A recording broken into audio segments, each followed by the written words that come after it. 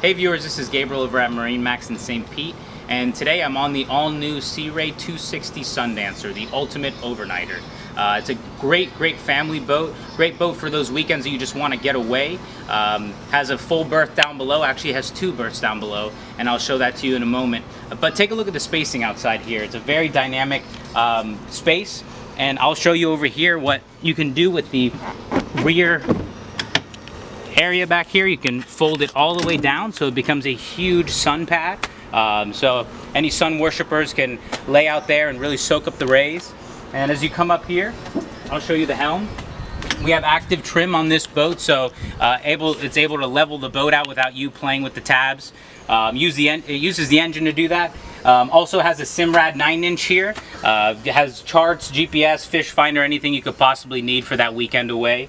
And as you can look down below over there,